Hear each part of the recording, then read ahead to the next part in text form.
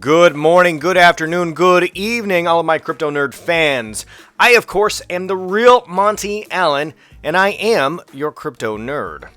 You are, of course, a day late and an algo short because this is yesterday's Algorand news, except there was something late breaking today that literally just got added to the presentation 30 seconds ago before I started recording. So we'll get to that last, but it's some fantastic yieldly news.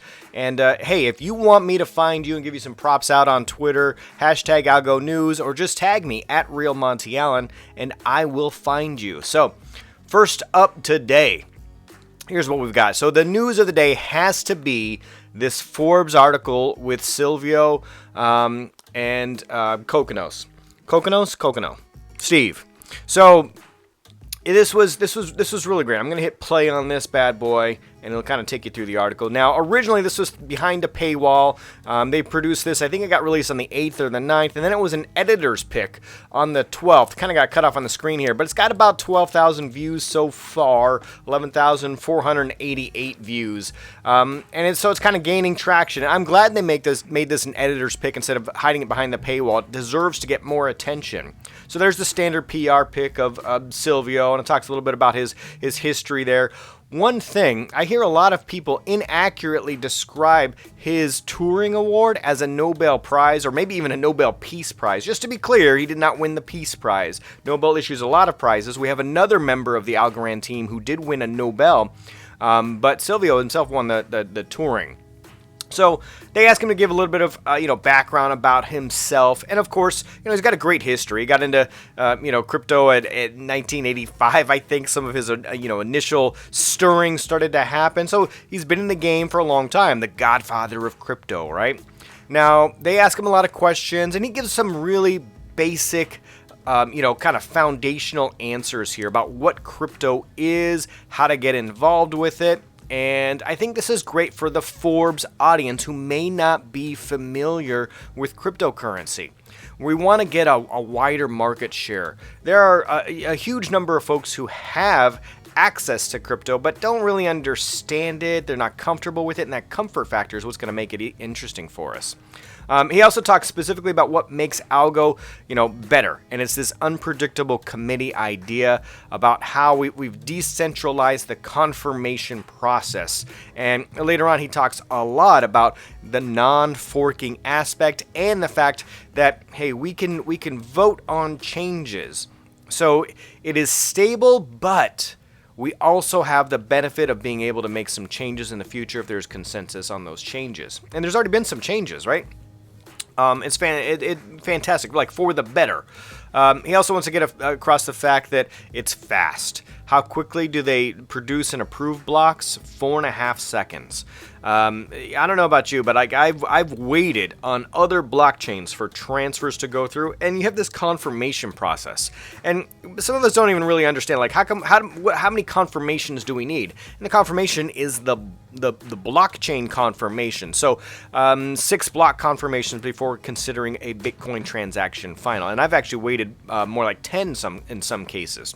Because what if it splits? What if that short chain gets deleted because another branch took over? So that's why they want those confirmations, to make sure it's not just going to be a short branch that disappears. That has happened to people. So if you approve a transaction and then it falls off the ledger, well, it's just gone forever. Now, Algorand doesn't have that wait time. There's finality, and the group of people that execute on that and confirm it is changing, and it's changing randomly. That's the nature of the decentralization, and why our blockchain approves so quickly and it never ever forks, which is great for NFTs. There's some talk about NFTs in here as well. And he also brings up something called, and he gets to show off, his technical prowess, and he drops a little bit of jargon in here. Zero proof knowledge, like verification, zero knowledge proofs, which really is kind of like, how do I show you that I'm me without showing you my ID? because I don't want to give you all of my personal information. And there are ways to do this online now. Zcash employs one of these methods. Silvio is actually mentioning that this might come into play with ALGO at some point in time. Which is interesting because on one side we have that, hey, it's never going to fork, its finality is almost instant, it's very fast, it's safe, but also if we want to make wholesale changes, we can do that with consensus. So adding like the smart contracts, that was a change. So that happened. We voted, and everybody said yes. Everybody, at the time, I think the node system was voting. Now, the new governance system, I'm not sure if that will change at all, but it's interesting.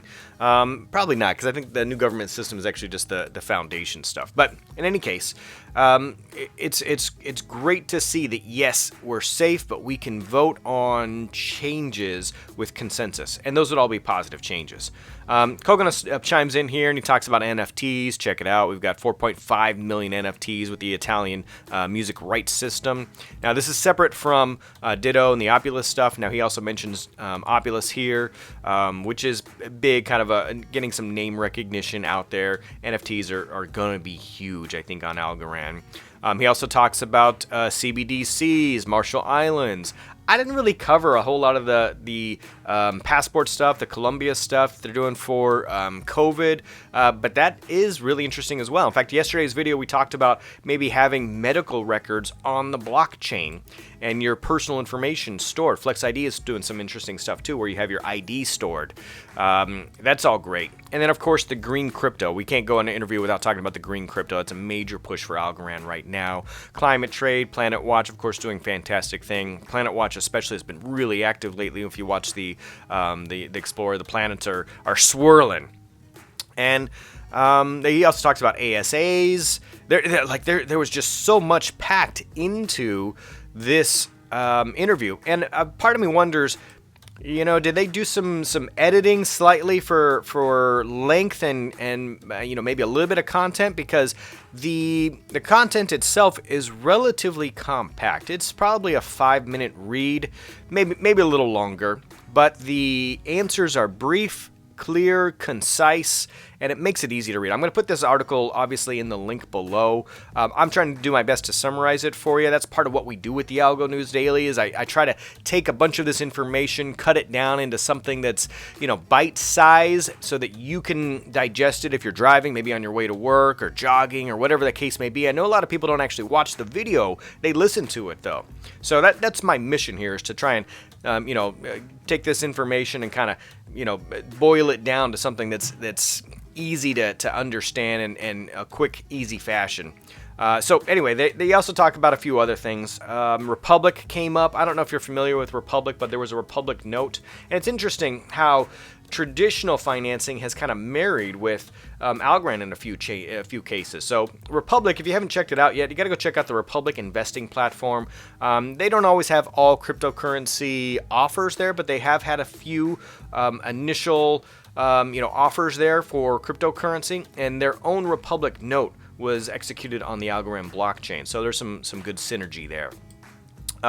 What else? They talked about other blockchains, and Silvio is always gracious when speaking about other blockchains, competitors. In fact, at one point here he says, hey, these aren't really just competitors, they are also collaborators and colleagues, and we all want to work together. And the interviewer actually mentions, hey, whenever I interview anybody else, they're always deferential to you as the crypto godfather.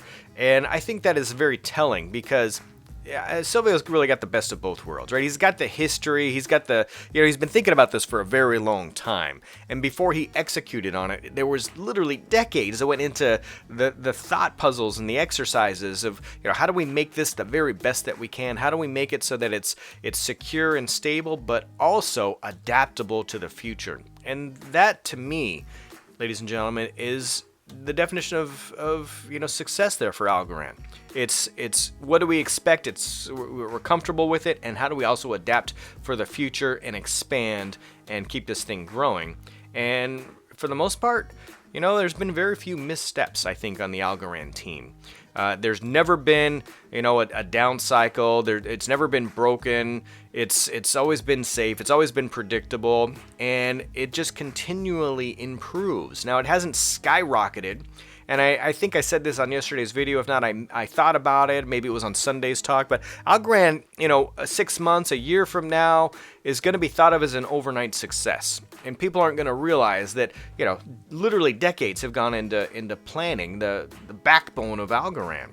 And that's okay. I love it because you and I are early investors, and I don't talk about price on this, podcast or, channel very often, but I think that we're going to be well rewarded when that, in quotations, overnight success happens. All right, so that was the big news today.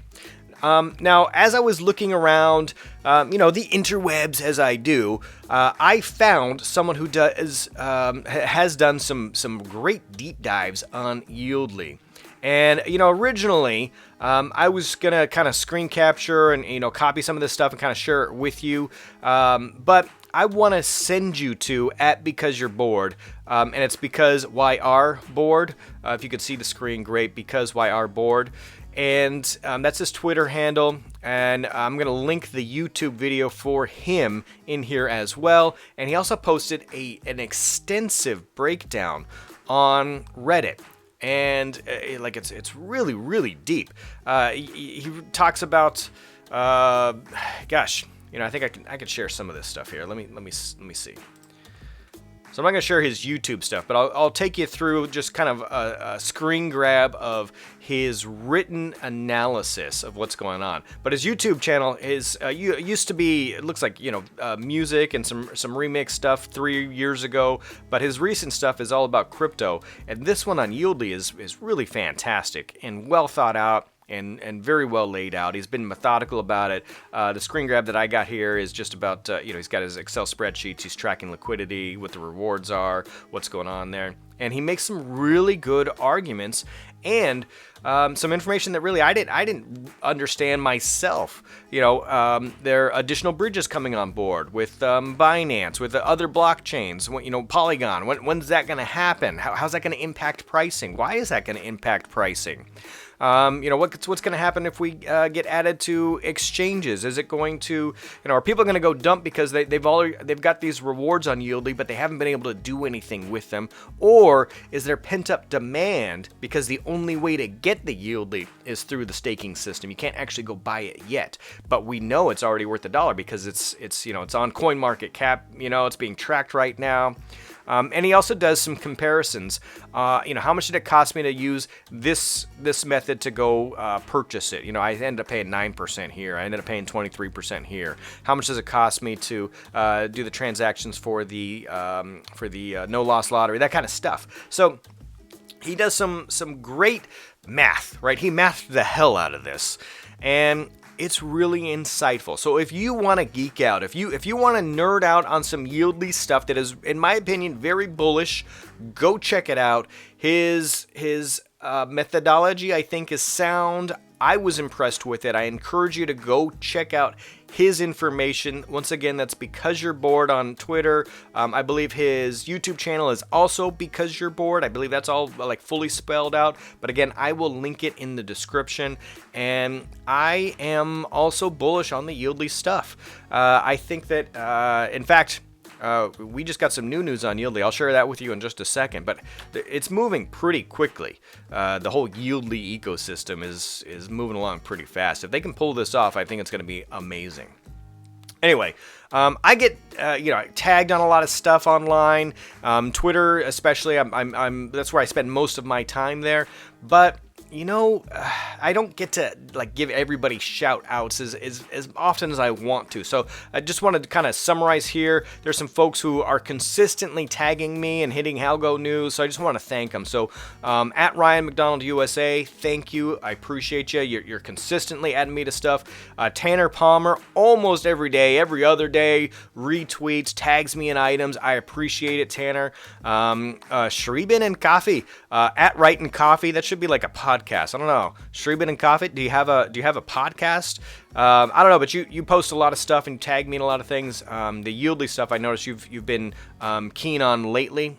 So good for you. I think you're going to be well rewarded there. Riley Lou also tags me in a bunch of things here. I can't always squeeze them all in, but Riley, I appreciate it. Love the laser eyes there. Algo Batman, also very consistent. Algo Batman, go give all of these folks a follow because they retweet articles and information that's relevant for algo, for crypto, for Yieldly, for other ASAs on a fairly consistent basis. And I don't always get to all of them to follow or retweet for that matter. There's just so much, online. It's like drinking from the fire hose all the time. And I also spend a fair amount of time on Reddit and some time on the Telegram groups and Discord. I recently just got into Discord, but there's just so much. So you have to rely on some other folks sometimes to kind of check that out. Anyway, and curate all that information. And then this is what I spoke about at the top of the show here. So Mex Global, Mexi Global, literally just announced 23 minutes ago, probably 28 minutes ago now that I've done this, and Luis Salinas at RussiaBot420. I don't think you're really a Russian bot. I hope not. All right, so... but he tagged me in this, and I appreciate you doing that because, like I was just saying, Yieldly is moving quickly, right? So Yieldly is launching, getting posted here on July 14th. So as the time of this video, that is tomorrow. So I don't know if I'll get to post it in tomorrow's news. I'll probably put it in the 15th review what their first day of trading is like. But you know what? Yieldly making moves. Very impressive. So there you have it. That is yesterday's Algorand news. You are a day late and algo short. And we sprinkled in some late breaking news there too. It's just too good to pass up. So as always, stay safe out there, and I'll talk to you tomorrow morning.